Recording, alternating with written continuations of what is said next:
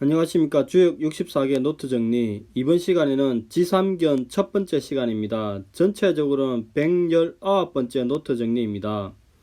이번에는 겸허하고 겸손함의 도리인 지삼겸에 대한 총론적인 설명을 같이 보겠습니다.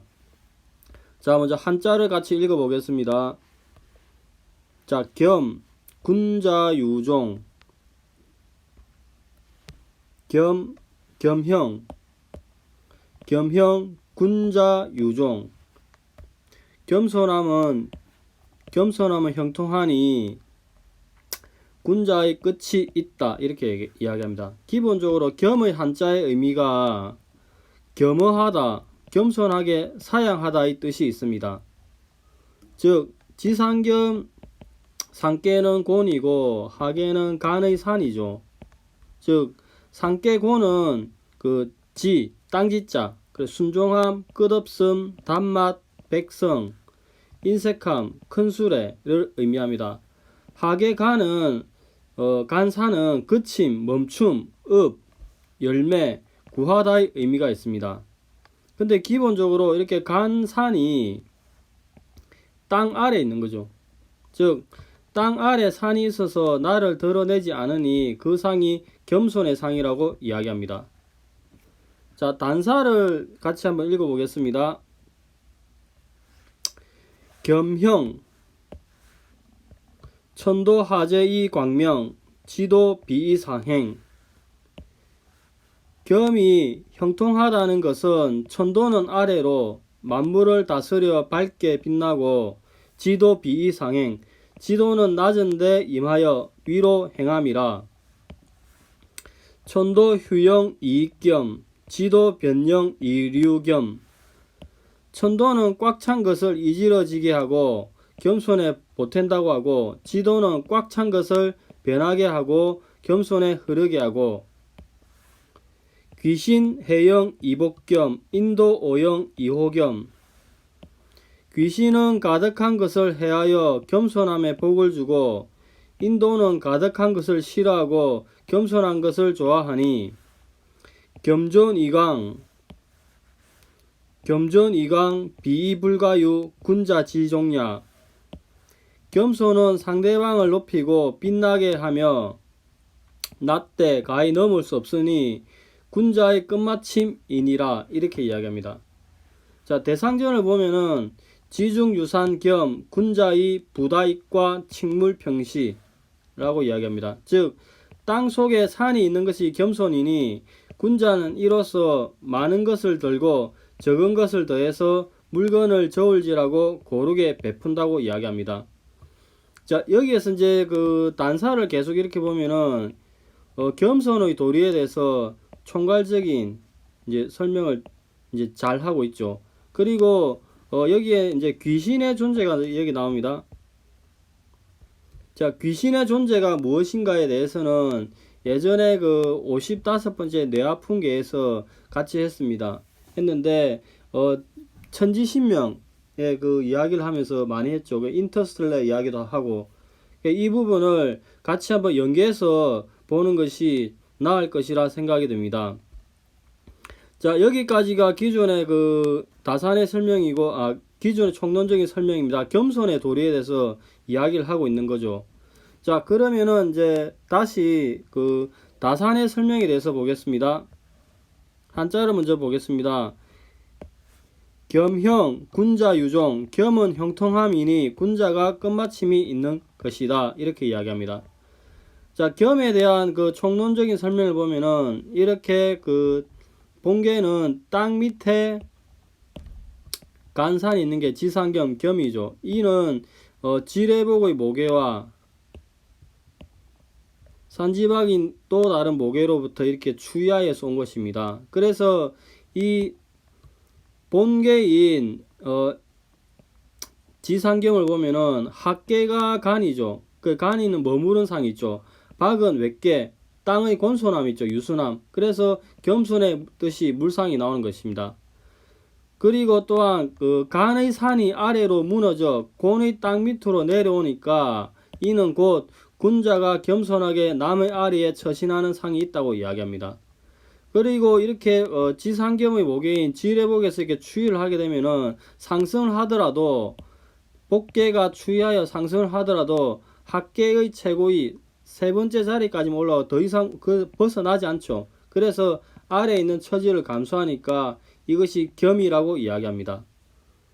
형통하다는 의미는 이렇게 지상겸의 본계는 또 다른 모계인 산지박과 지뢰복에서 이렇게 추이하여서 옮겨져.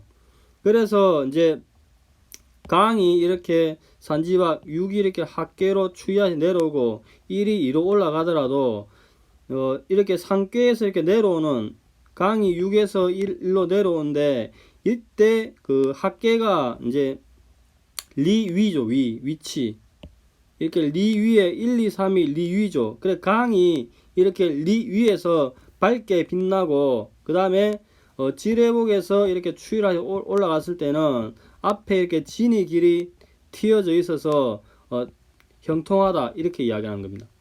즉 지뢰복의 그 산지밖에에서는 6이 1로 내려왔을 때 리얼 위가 밝게 빛나고 지뢰복계에서는 1에서 3으로 가니까 앞에 진의 길이 뚫려져 있어서 이제 이 모든 상황이 형통하다고 이야기합니다. 그리고 군자 유정은 이제 이 지뢰복 지상겸 이 계를 보면은 이제 최초에 지뢰복에서 진에서 이렇게 추이를 해서 올라가죠. 그래서 진은 시작이고 이렇게 간으로 추이해서 간이 되니까 간의상이 이렇게 나오는 거죠. 진에서 간의상이 이렇게 나오니까 삼진에서 쭉 돌아서 종료, 간에서 종료되니까 군자의 마침이 있다 이렇게입니다. 즉 복계에서 시작한 진의 시작이 간으로서 종결이 되니 추이를 해서 종결이 되니 군자 유종 이렇게 이야기하는 겁니다.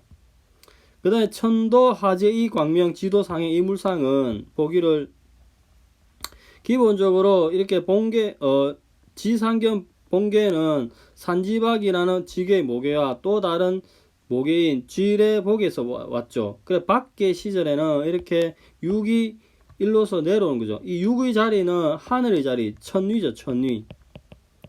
하늘의 자리에서 내려왔는데 가운데 이렇게 감의 물이 형성이 되는 거죠. 즉 산지밖에 상위에 있는 6이 3으로 내려서 가운데 천을 이루니 천도 하제의 상이 나온다고 합니다. 그리고 합계가 이제 리 위에 있는 거죠. 1, 2, 3이니까 이렇게 리의 위치에 있으니까 강이 이렇게 있어서 강이 이렇게 있는 거죠. 강이 이렇게 있어서 리의 밝은 자리에 와서 머무르니 리의 밝은 자리에 와서 머무르니 빛이 있어서 광명하다 이렇게 이야기합니다. 그리고 또 다른 모계인 지뢰복에서 이렇게 지뢰복에서 1이 3으로 올라가죠. 그래서 이 위에 진의 도를 이렇게 실행하는 거죠. 아까 요 진의 길 아까 한 것처럼 진의 길을 실행하니 지도 상행을 이룬다 이렇게 이야기합니다. 그리고 이제 그 천도 휴영 이익 겸 지도 변령 이류 겸 귀신 해영 이복 겸 인도 오영 이호 겸 이 물상은 산지밖에 한 개의 양이 제일 윗자리에 있고 그러니까 천하에 가득 차고 자만한 모습이라 이야기합니다. 그 다음에 지뢰복계에 의해서 한 개의 양이 제일 밑에 있어서 머리에 음들 여러가지 5개의 음을 위에 머리에 이고 있으니까 가장 늦게 처신하는 그런 상황에서 각자 이렇게 6이 1로 내려오고 1이 3으로 올라가는 이런 상황이 펼쳐지니 결국에는 거만한 산지박을 이지러지게 하고 지뢰복을 북돋고 산지박을 변화시키고 복계로 흘러들게 하고 밖계에게 해를 주고 복계에는 복을 주고 밖계를 싫어하고 복계를 좋아하는 그 물상을 전체적으로 이제 이 균형점을 맞춰 나가는 거죠. 이 전체 물상에서 이렇게 설명하는 겁니다. 그 다음에 귀신의 물상은 이제 여기가 본계이면 이 본계는 산지박의 모계와 또 다른 지뢰복의 모계에서 왔는데 산지박의 이 상계인 간에서 귀신의 물상을 도출해낸다고 합니다. 그 다음에 이제 상대적으로 여기서는 지뢰복에서 여기서 진의 인도가 나오는 거죠. 그 다음에 조니강 비불가유는 지상겸 이 본계의 그 세 번째 양, 3양은 리 위에 제일 위에 있죠. 그래서 리 위는 아까도 여기지 1, 2, 3, 1, 리 위는 이렇게 이런 상이죠. 그래서 광명을 감추듯이 보존하고 있다 이렇게 이야기합니다. 그 다음에 이제 겸의 양은 이제 또 합계가 간이죠. 그래서 간의 한계를 형성하니 낮으나 넘어서지 못한다. 비불가요 이렇게 이야기합니다. 즉 다시 한번 읽어보면은 지산겸의 양은 4개의 상이 세 번째 효에 있는데 세 번째 효는 그 위치를 치면 리 위의 상위에 있으니까 리가 불을 의미하니 리의 광명을 감추듯이 보존하고 있고 지산겸의 양은 또 합계가 지산 산이니까 간의 한계를 형성하니 낮으나 넘어서지 못하니까 비이불가유의 형상을 이야기하는 것입니다. 자, 그리고 이제 그 대상전 한번 읽어보겠습니다. 상활 지중유산 겸 군자의 부다익과 칙물평시. 땅 속에 산이 있는 게 겸교의 상이다. 군자는 이 괴상을 관찰함으로써 많은 것을 덜어내어 적은 것에 보태고 만물을 균형 있게 공평하게 베푼다. 이렇게 이야기합니다. 자, 여기서 그 덜어내다의 상이 나오는데 이제 여기 이제 그 지산겸 본계가 있으면 이 본계는 산지박으로부터 왔죠. 그래서 무엇을 덜어내냐? 부는 덜어낸다고 이야기인데 깎아낸다고 이야기하는데 무엇을 덜어내는지 볼 필요가 있죠. 산지박 전체는 이렇게 양이 하나고 음이 이제 꽉 있죠. 이 상황에서 많은 것은 음이고 적은 것은 양이죠. 그래서 추이를 하게 되면은 이렇게 3이 6으로 가는 거죠. 그래서 하나를 이렇게 덜어내는 거죠. 그래 보면 4개 입장에서는 많은 것을 덜어내는 거죠. 즉, 이 상태에서 산지박에서 추이를 하게 되면 한 개의 음효를 줄여서 한 개의 양효를 바깥으로 보태주는 거죠. 즉, 4개 안쪽 입장에서 보면은 많은 것을 덜어내서 적은 것을 보탠다. 이런 부다익과의 물상을 도출해낸 겁니다. 침물평시의 물상은 저울질을 하는 것처럼 그렇게 되죠. 기본적으로 산지밖에서 이렇게 그 양강이 이렇게 한쪽으로 치우쳐져 있죠. 즉 밖에 시절에는 5개 음이 한쪽으로 치우쳐 있고 양은 또 한쪽에 몰아 있으니까 상이 균등하지 않은 상이 나오는 거죠. 이 상에서 추이를 하게 되면은 이렇게 강이 이제 중간에 이렇게 오는 거죠. 그래서 아래에 음이 2개, 위에 이렇게 음이 2개 균형을 맞추는 마치 저울을 하진 저울의 상이 나오는 거죠. 즉 추이를 하게 되면은 가운데 한 개밖에 한 개의 막대가 있게 되어서 감의 비율로 저울질을 하게 되니 물건을 저울질하는 그 상이 나온다고 이야기합니다. 즉 음핵을 균등하게 위로는 2개, 아래는 2개 이렇게 하여서 칙물 이평시, 즉 만물을 균형 있게 평가하고 공평하게 베푼다는 대상전의 이야기를 그대로 하는 것이죠. 자, 글을 다시 읽어보면은 땅 속에 산이 있는 게 겸교의 상이다. 군자는 이 괴상을 관찰함으로써 많은 것을 덜어내어 적은 것에 보태고 만물을 균형 있게 공평하게 베푼다. 이렇게 이야기합니다. 자, 오늘은 그 겸손의 도리를 이야기하는 지상겸에 대한 총론적인 설명을 보았습니다.